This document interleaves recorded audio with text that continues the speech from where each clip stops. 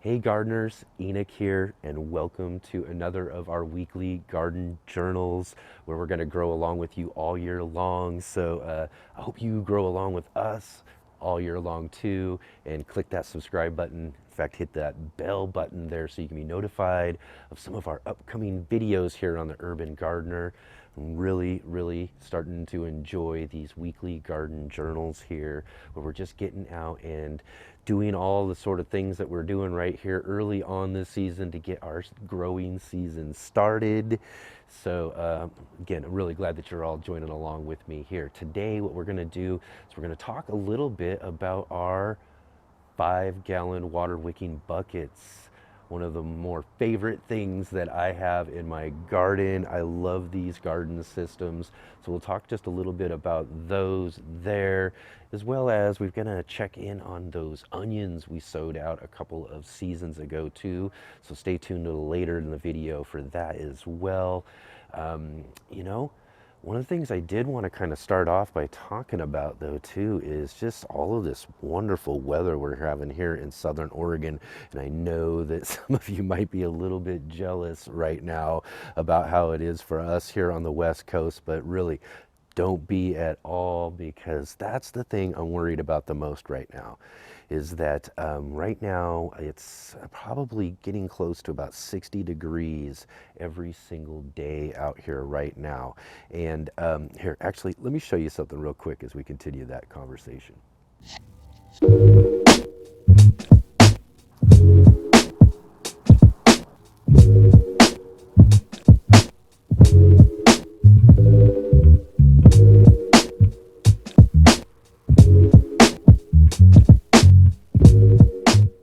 So here in the opening of our alleyway here off of the street, we've got one of our side alleyway beds here, and right up front, just for nice looks and all of that, I planted out some flowers a couple seasons ago.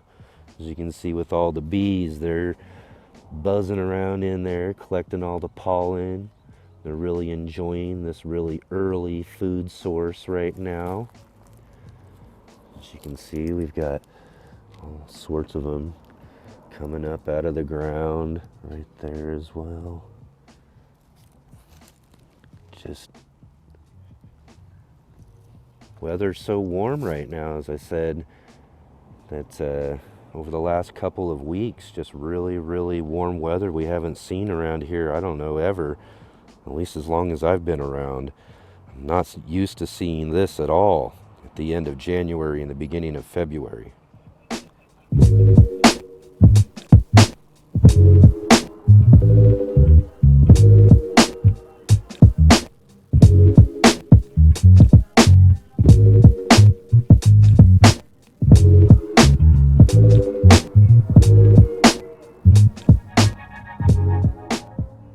The tulips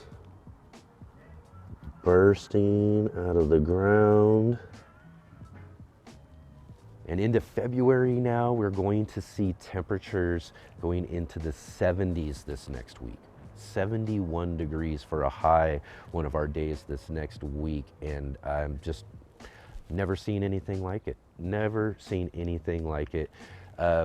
We do have like this 1 week every year in February, which is kind of like a really cool pre-spring, and it gets up to, into the, mid 60s, 64, 65, right in that area for a couple of days in February. But that's about it. It's, other than that, it was freezing, it was snowing, and over the last few years, this is what we're getting. More and more warmer winters. And I know, again, I'm sure a lot of you are looking at this going, hey, what are you complaining about? We're buried under a ton of snow right now. And, it's kind of a weird thing, I wish we were buried under a ton of snow right now. We should be buried under a ton of snow now, because that's what makes me worry the most, is what we're going to be seeing and experiencing coming up this summer. Now, on the West Coast here, we deal with a ton of wildfires that are burning through towns all over the West Coast anymore every summer, and all the smoke that we're going to have to deal with, that fills up this rogue valley here I live in. Last A couple years ago, we had the Alameda fire that burned through Talent in Phoenix, just right here next to my neighborhood, a couple of miles away.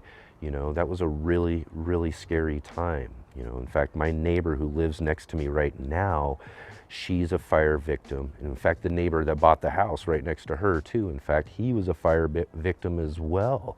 You know, a lot of people who are dealing with these sort of really tragic events when it comes to wildfires and these really crazy weather events, you know. So, you know, right now it's beautiful. Right now it's great. You know, I love it. I'm able to get out here and do a bunch of different gardening chores and stuff I wouldn't be able to normally do, you know, so on that level it's really great. But you know, when it comes to thinking about this summer and what's coming up, just not too sure if all of this wonderful weather is going to be a good thing or not.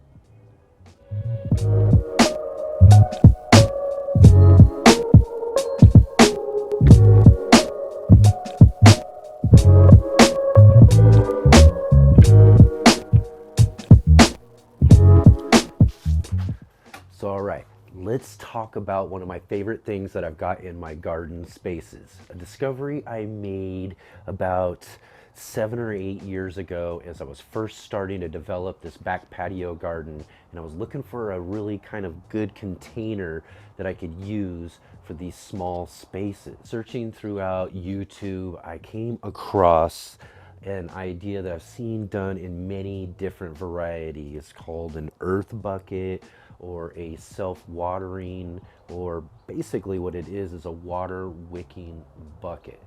Let me show you real quick how these buckets work.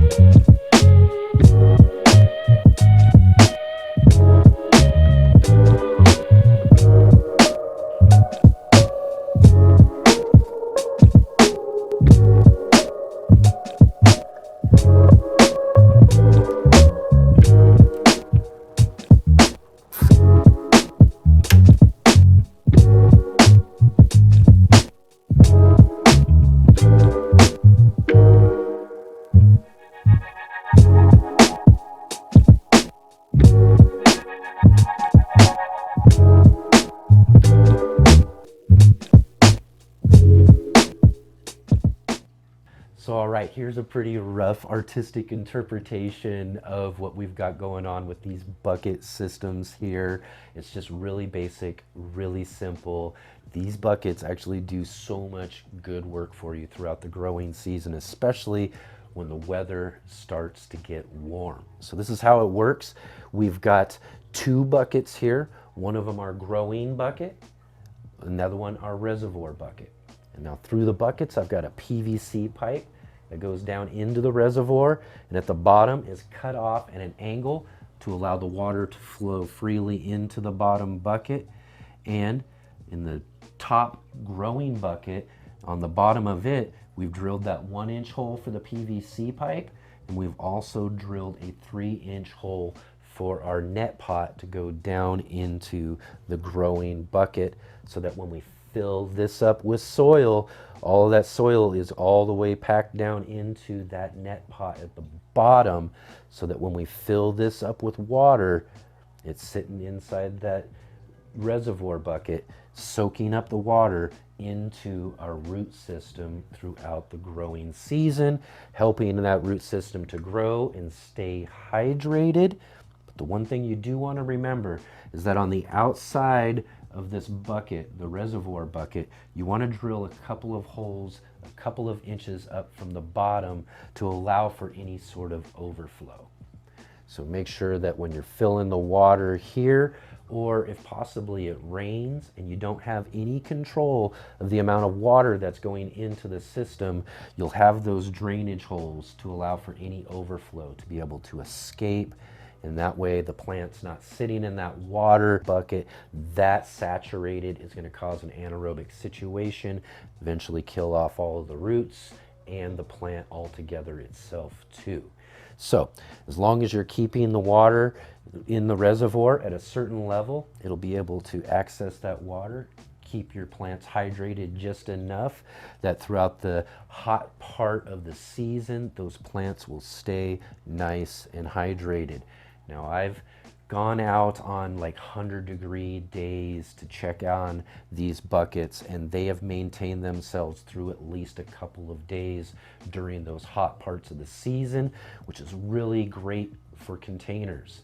Now, containers during that hot part of the season are really hard to maintain when it comes to keeping them hydrated. That's why I really recommend this bucket system, because it does so much of that watering work for you, as long as you're just making sure that the reservoir has enough water. So again, these things are incredibly versatile. I've grown so many different things inside these buckets. So good for small growing spaces like we've got here in our back patio. I've grown carrots, turnips, radishes. I've grown broccoli. I've tried Brussels sprouts in them, as well as cabbages. Right now we actually got in these buckets some garlic that's overwintering. I like to grow some tomatoes, although cherry tomatoes work better than larger sized tomatoes in a 5-gallon bucket. And one of the things I love to grow the most in our bucket systems, one of the original things I started using them for, is to grow out all of those varieties of peppers that we sowed out last week. They're going to be moving into those bucket systems here in another couple of months as the weather starts to warm up, and we'll put them into that bucket box that we have, that we made that room for in the back of our carport patio. So all of that will be coming up here real soon with these buckets here. Also, another one of the things that's really great about these buckets is that they are incredibly inexpensive. And I'll put a link to a video that I have that I made this last season about how you can acquire some of these buckets for nothing. And all the rest of the parts are just pennies on the dollar when you're talking about building out a few of these for your own small spaces. And if you want to see a video on how to put these together, I'll put up an iCard right here. In fact, I'll take you to a playlist of the different videos I've made over the last couple of seasons on how these things are constructed, and also videos talking about some of the questions people have had about these different bucket systems. And I'll also put links down below to those different videos as well. And then you can go out and get some of these buckets for yourself and put some of them to work in your garden for you this upcoming season.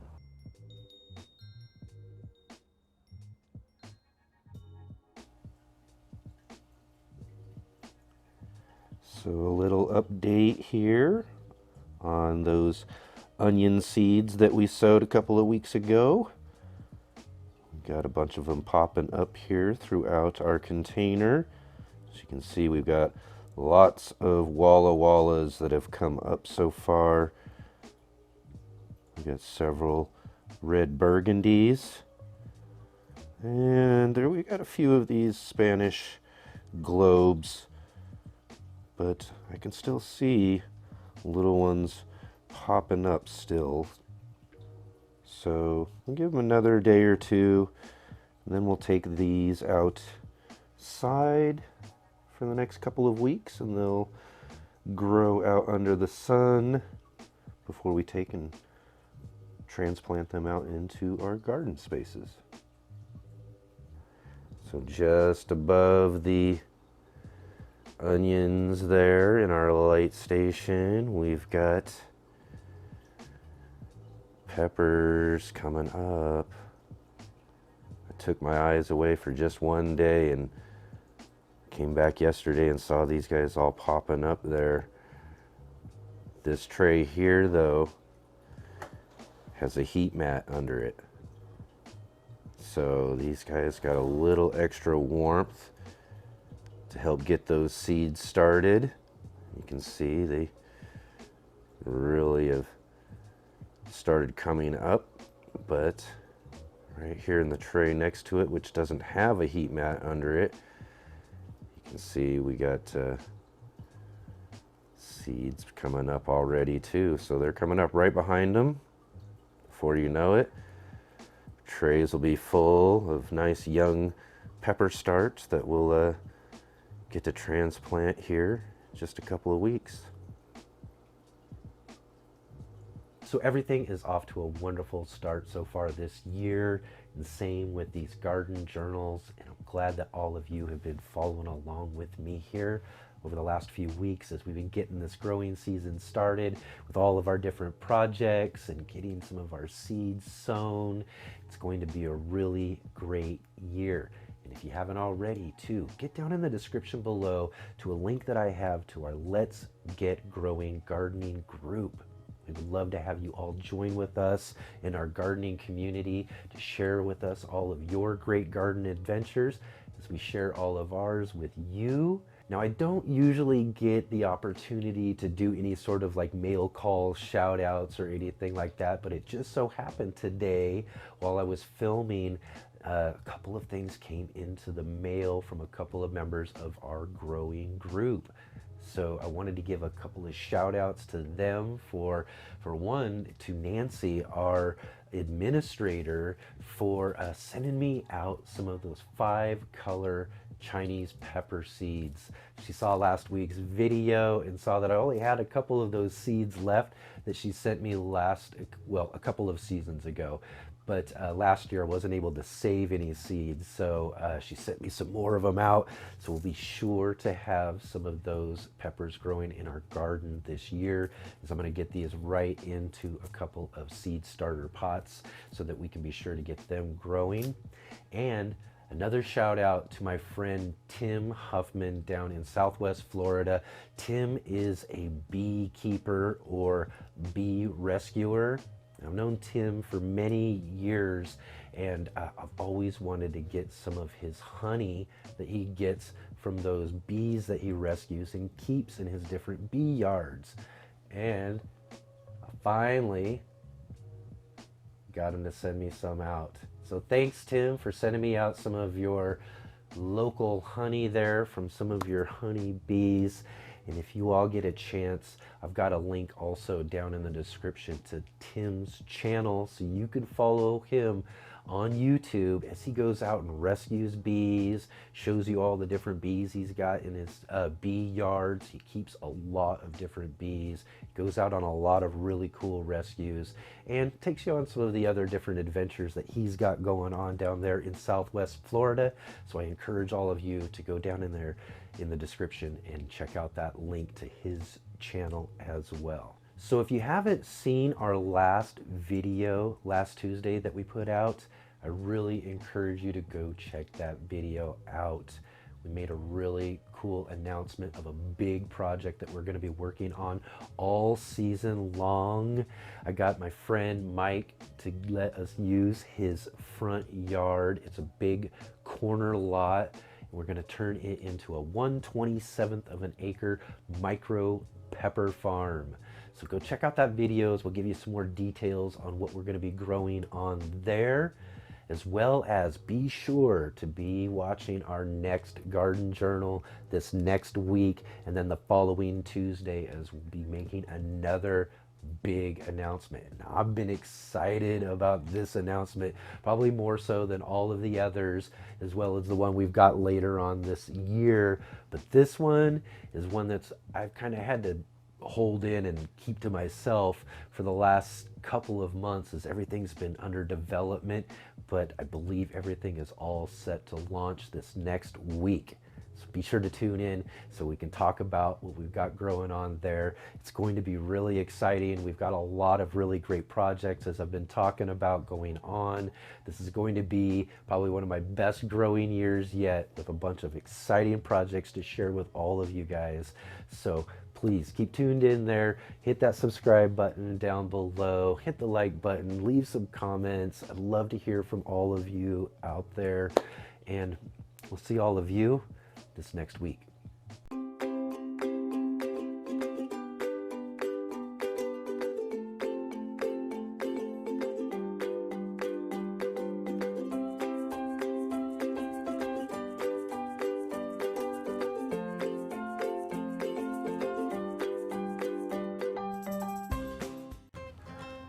What are you doing up there, George?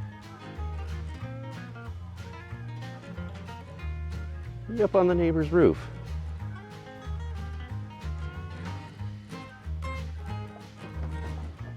Whoa. That's quite a little jump there, bud. You gonna get down from there now?